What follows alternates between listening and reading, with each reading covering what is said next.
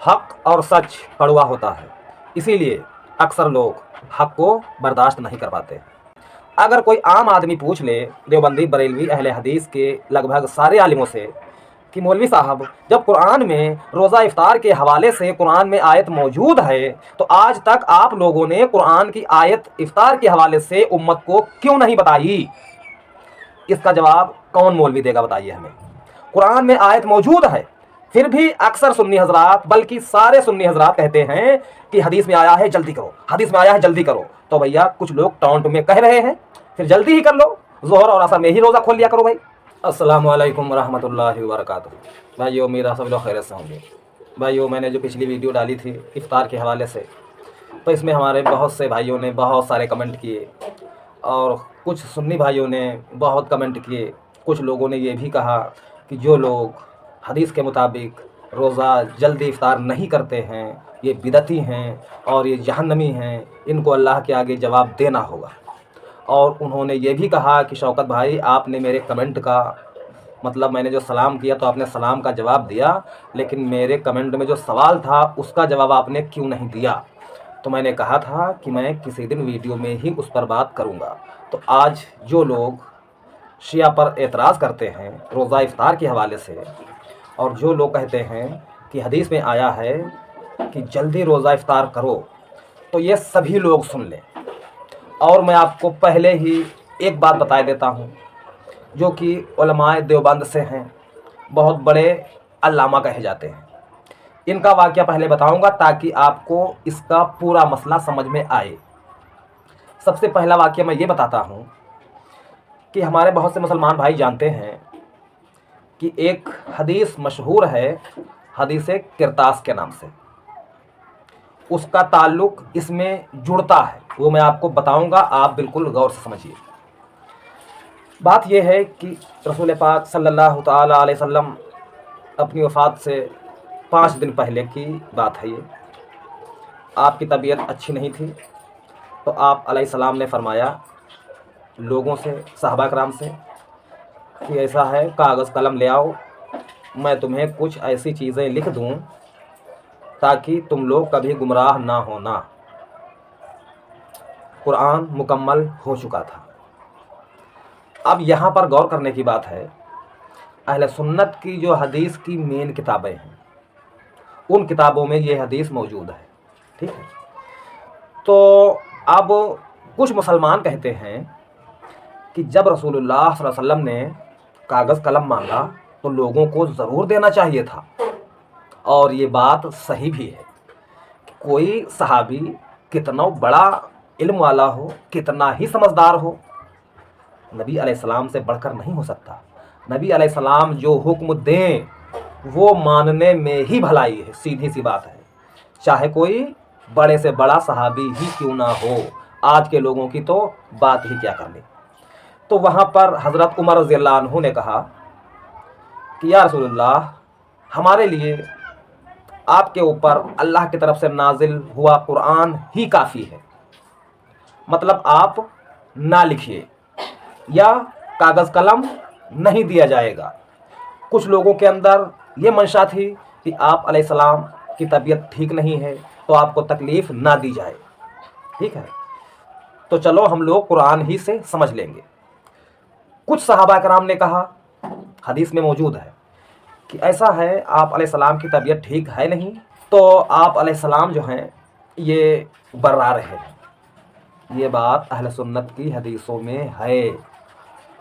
अब उस मसले को आज कल के देवबंदी किस तरह पेश कर रहे हैं, गौर करने की बात है। वहाँ पर आप अलैहिस्सलाम हदीस लिखते तो हज़रत उमर हों या और आपके साथी हों, इन लोगों ने हदीस लेने से इनकार किया। आज जो लोग उस मामले में कह रहे हैं कि कागज़ कलम ना देना सही हुआ है, वो लोग उस मौके पर कुरान को पकड़े हुए हैं। और यहाँ इफ्तार की जब बात आती है तो इफ्तार में कुरान जो चीज़ कहती है उस चीज़ को छोड़ देते हैं और इफ्तार के मामले में हदीस पे आ जाते हैं। एक अहले सुन्नत के मशहूर मुफ्ती हैं, इनकी एक क्लिप सुनिए पहले। हजरत उमर की शान घटाने की नाकाम कोशिश करने वालों, सुनो, बात करना तो पूरी करना सीखो। मैं कहता हूं जी हां, रसूलुल्लाह ने कलम दवात मांगा था, उमर फारूक ने फरमाया था हमारे लिए अल्लाह की किताब काफी है, तो ठीक फरमाया था। यहाँ पर आप गौर कीजिए कि ये मुफ्ती कह रहे हैं कि हाँ सही फरमाया था कि हमें कुरान काफ़ी है। तो भाई जब इफ्तार के मामले में कोई कहता है कि कुरान में है कि रोज़ा पूरा करो रात तक, तब ये सुन्नी मौलवी कुरान को क्यों नहीं पकड़ते हैं?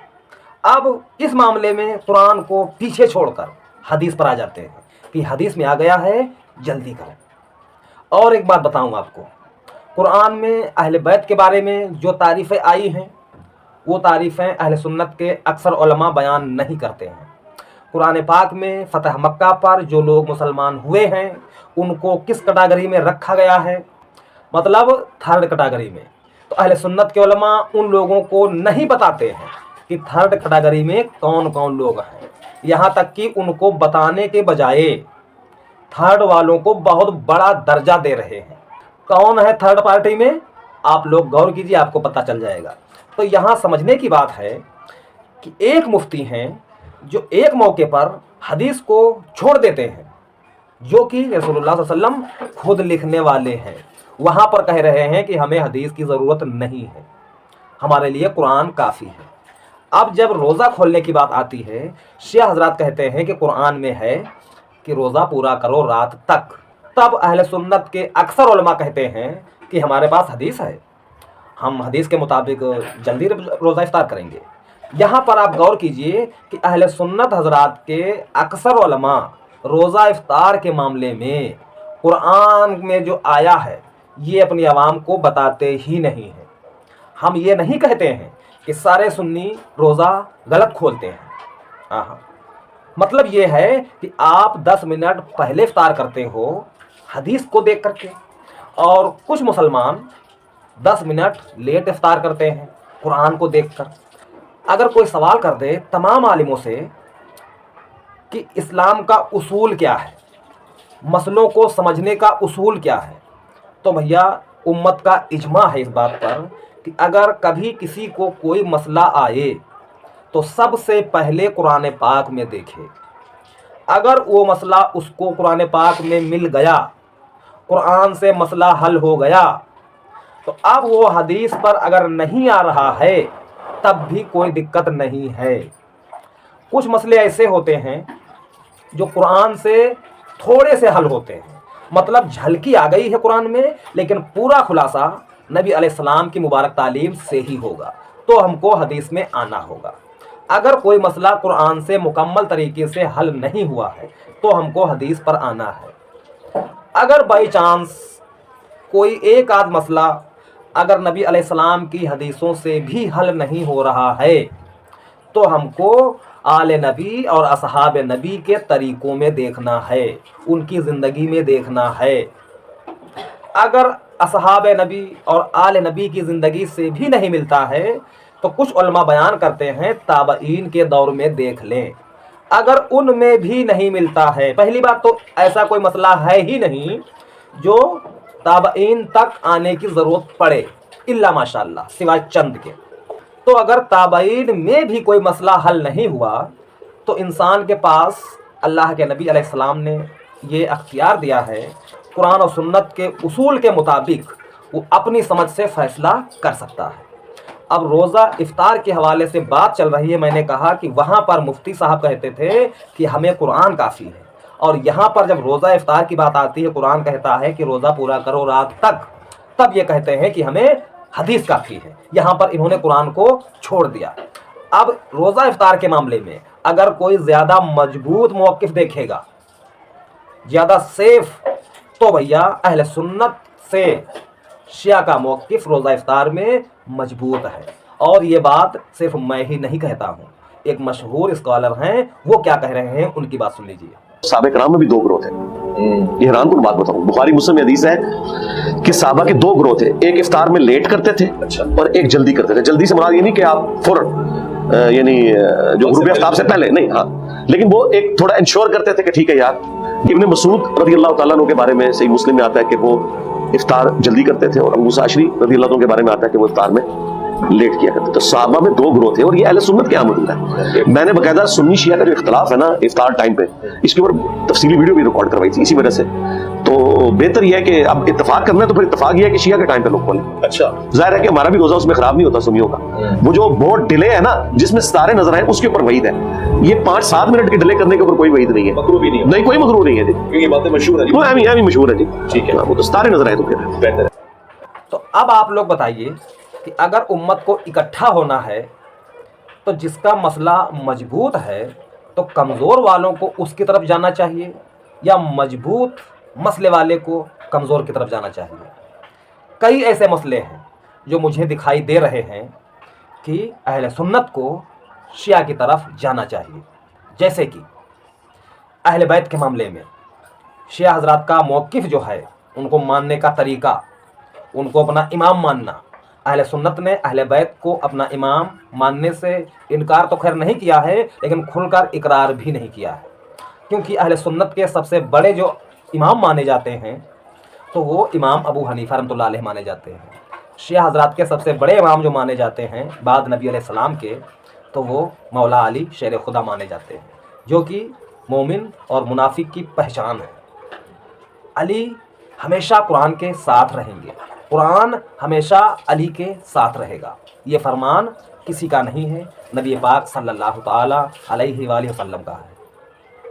अहले सुन्नत हजरात में जब भी बात होती है नबी अलैहिस्सलाम की, तब जब दुरूद पढ़ा जाता है तो ज़्यादातर उलमा दुरूद पूरा नहीं पढ़ते हैं। सल्लल्लाहु ताला अलैहि वसल्लम, सल्लल्लाहु ताला अलैहि व आलिहि वसल्लम, ये जो आलिहि है इसको शिया हजरात ने अपने दांतों से पकड़ा हुआ है मजबूती के साथ। इस चीज़ को अहले सुन्नत की अक्सरियत ने छोड़ रखा है।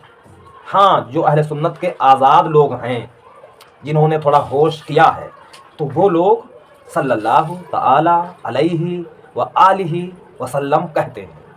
आप मदरसों के आलिमों को देखिए, मौलवियों को देखिए, चाहे देवबंद से हों, बरेलवी से हों, अहले हदीस से हों, इनकी आप बातें देखिए तो ये आलिही नहीं कहते हैं।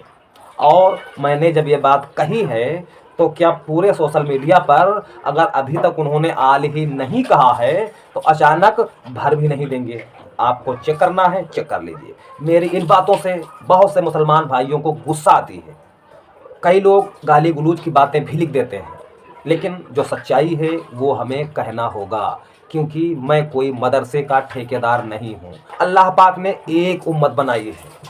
अब कुछ ऐसे हालात हुए हैं कि ये उम्मत टुकड़ों टुकड़ों में बिखर गई है, और ये बात कहीं पर मौजूद नहीं है कि जब उम्मत बिखर जाए तो उसको बिखर जाने पर आप राज़ी हो जाओ।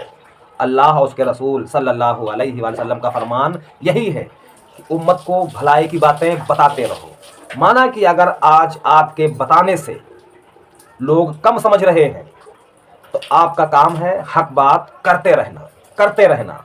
मुमकिन है आपकी ज़िंदगी में वो काम ना बने, आपकी मौत के बाद हो सकता है अल्लाह पाक फिर ऐसे बंदे उठाए जो उसी काम को लेकर खड़े हों। अल्लाह इस चीज़ पर कादिर है कि वो दोबारा तिबारा चौबारा जब लोग पैदा होंगे तो अल्लाह चाहे तो लोगों की समझ में डाल सकता है।